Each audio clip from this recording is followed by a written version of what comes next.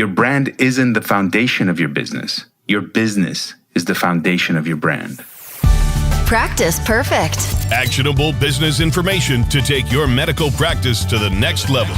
Now, your host, Nick Dumitru. Welcome to Practice Perfect, episode number 2. On this episode, we're going to talk about a subject that is probably going to piss off your marketing company. It may anger your advertising firm, but it's a subject that is crucially important to your practice, and your understanding of this and rejecting common beliefs and misconceptions is what's going to take you to the next level. I'm talking about branding, and I'm going to talk to you about how to create a brand when you can't afford branding. The reality is that most cosmetic practices, most medical practices, most med spas can't truly afford the cost of branding. It's a buzzword. It's something that is pushed by all of the big advertising firms because they're dealing with corporations with enormous budgets. And those corporations can afford to spend that money, waste that money, use that money to create something out of nothing.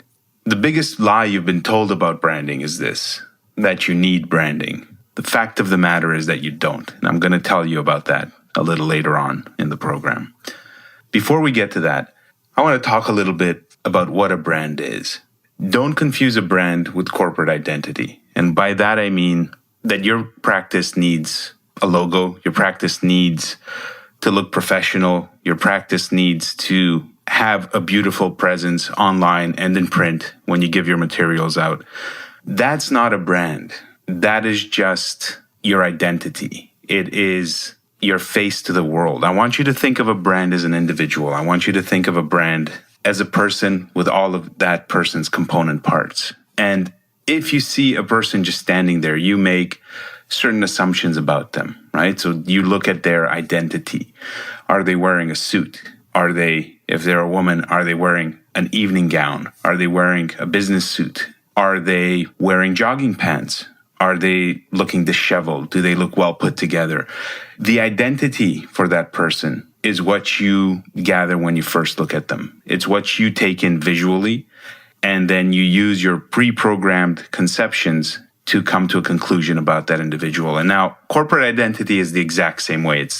It's no different than putting on a nice suit or a nice dress to go out for the evening. It's no different than dressing appropriately for the part. Policeman wears a policeman's uniform. A doctor wears a white coat, and we instantly identify them as what they are. That's corporate identity. That's not a brand. A brand is the connection. It's the interaction. It's everything that puts your patient in touch with your practice and the experience that they have. It's the personality of your practice.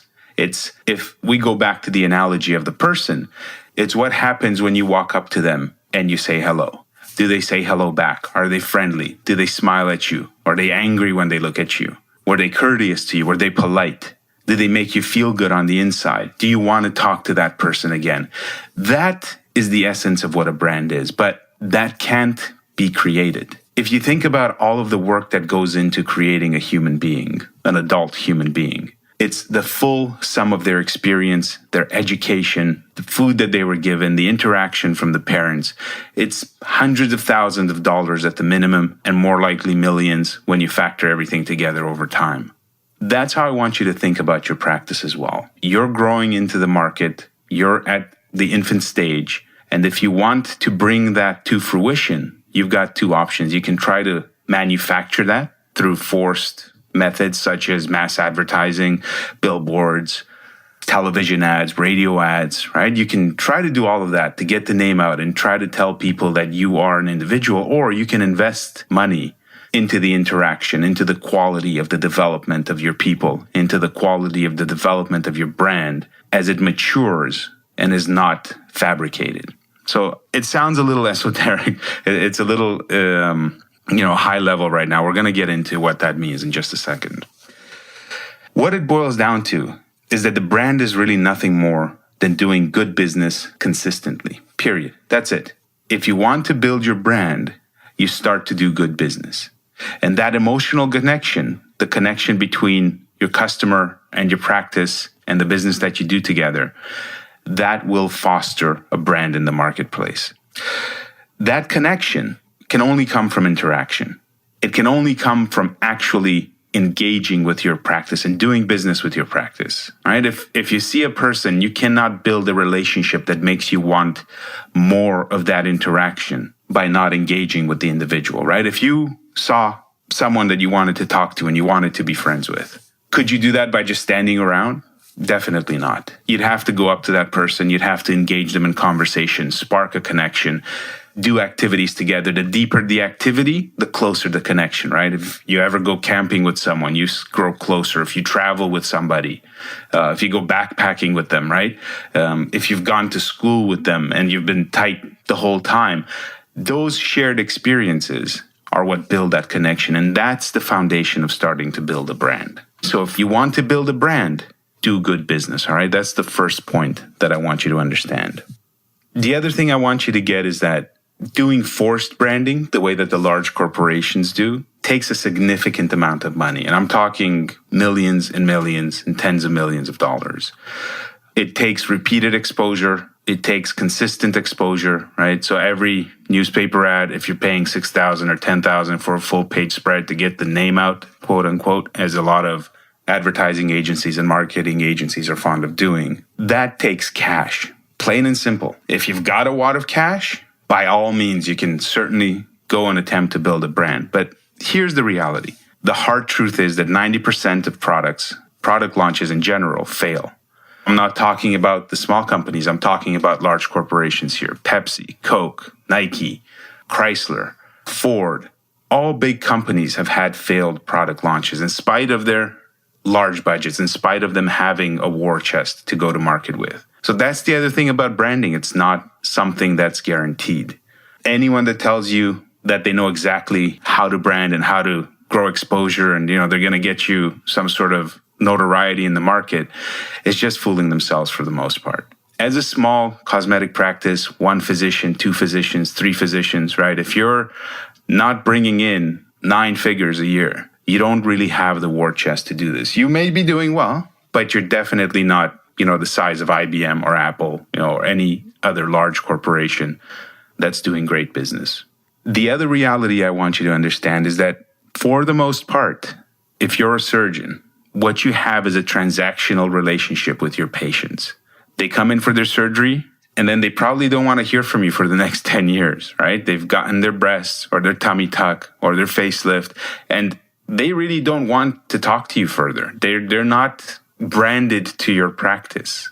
You can't force them to like you because this is not an ongoing relationship for the most part, right? And I'm talking in generalities. Yes, you can bring them back for Botox. You can bring them back for non-surgical services, for cool sculpting, and you should. But that connection didn't come from you creating a brand and them being attracted to a brand and then them wanting to come back to your practice because your brand is so prolific and magnificent and in the market. They want to come back to you because they had a great experience. They had a great result. It had nothing to do with the brand. That relationship grew, and then they came to like your brand. It wasn't the other way around.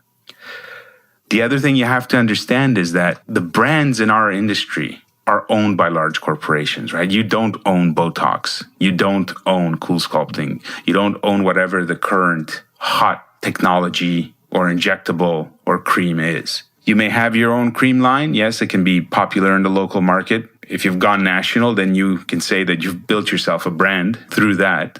It's very rare. Very few physicians that I've met have done this. And the more likely scenario is that you don't have a brand. You don't own the brand. But the good news is that you own the experience. And the experience is your brand. The experience is why they come back. And you can afford to do that. That's the good news. It doesn't matter. You don't have to own the brand. You have to be the brand. So it's a very key distinction when now you're thinking about your marketing. I want you to jot down this line. A brand becomes as a byproduct of business. It isn't made, right? You don't make a brand, and definitely not at your level of spend. And jot this down as well. Your brand isn't the foundation of your business. Your business is the foundation of your brand. Okay, it's a very different way of thinking. You don't want to focus on your brand. Okay, you don't want to spend your money on your brand, waste your money on ads that don't work, put out TV advertisement and then not understand why you didn't get a return because you just had your name out there. Your business is to do business. Your mission, your goal, your duty to your staff and to yourself and to your family is to do good business, not to build a brand. And now that's the part that gets a lot of people, frankly, a little bit angry, especially if they're in the advertising business. They like to think that branding, because it's a buzzword, because it is something that has been beaten to death in the marketing world and has become almost expected, is the way to do business. And I'm telling you that it's not. I'm telling you this from experience. I'm telling you this from having done it for the past 20 years. Brands become as a byproduct of good business, not the other way around, right? There's no guarantee in building your brand. So you have to focus on building your practice instead. So one way I put it to people, and it's a little bit harsh, but brand marketing is tantamount to urinating on your cash and flushing it down the toilet. And I mean that sincerely. I've seen people do this over and over again at the smaller business level. And so if you want a brand, if you feel that you've bought into the brand mentality, you're more than welcome to put that cash in there and start flushing, because unless you've got enough to plug that hole, it's always just going to flush down the drain along with your hopes and dreams. You need a large amount of money if you're going to focus on your brand instead of your business. But the good news is that you don't have to. You can focus on your business and you can get paid. And we're going to get into that right now. What I want you to do with the money that you've saved from your branding efforts is spend that money on building interaction. Hire the right people for your front desk to pick up the phone, to respond to emails. Hire based on personality, not skill. If you've got staff that's maybe not ideal for your practice, get rid of them and look at replacing them. That's a better use of your time. It's a better use of your money. You're better off spending a little bit more on staff that are quality and are great and will actually do follow-up calls, will actually pick up the phone when people call, will call leads more than one time, right? That's a classic situation I've been dealing with for decades, is people will call your practice, they may get a voicemail or they send in an email, the receptionist calls out, but it's typically one call. And then she says, I couldn't get a hold of him. I don't know what's going on. We're not able to get these people in.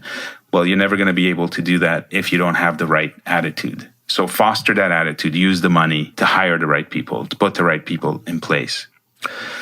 You can further fund your brand evolution by investing in your social media interaction, the quality of your videos, right? Content for your website, creating an authority around your practice, and convincing people to come in and do business with you. And the way to do that is not with brand marketing. It's with what's called direct response marketing. In a very quick explanation, the difference between direct response marketing and branding is this. In branding, the goal is to get name recognition, to get people to know your brand and keep your brand top of mind. All great things, but I'm going to tell you that that happens anyway if you've got enough money to run direct response ads, and then you use the money from the sales to run more ads, right? That's how you self-fund. When you can't afford to brand, you use your marketing to fund your branding. And by direct response marketing, what I mean is that you've got a very direct relationship between the advertisement and the sale conversion. So if you are running an ad, you are tracking that individual to the surgical sale.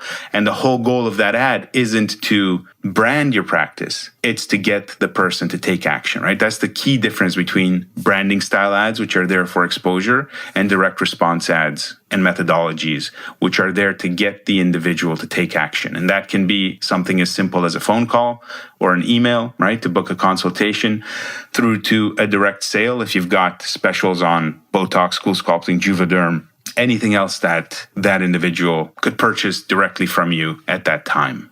So the whole way to do that and to think about that is that if your ad isn't asking for an action, it's probably a wasted ad. If that ad action isn't trackable, then you are not sure where your ad spend is going, and it's going to be very, very hard for you to spend more because you don't know what you're making at the end of the day.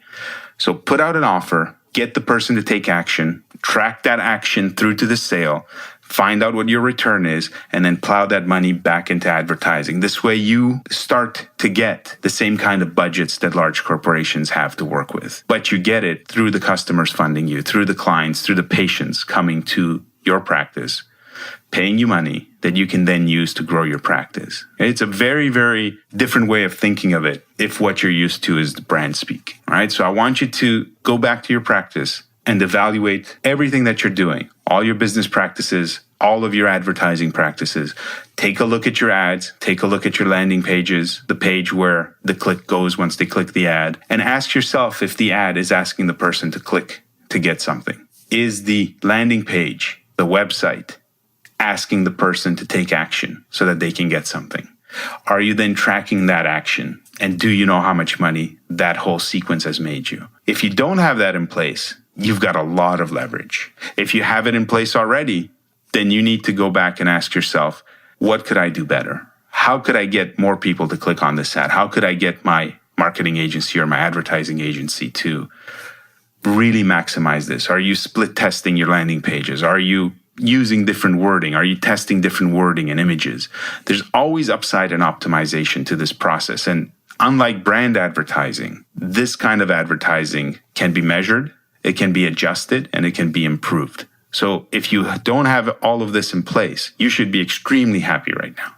And I know the reaction is that you've got to be sad because, oh no, it's not there. What have I been doing all this time? No, keep a positive mindset. Understand that whenever you find a fault, you find opportunity. And in opportunity, there's growth, because opportunity gives you the chance to change. And with that change, you can move to the next level.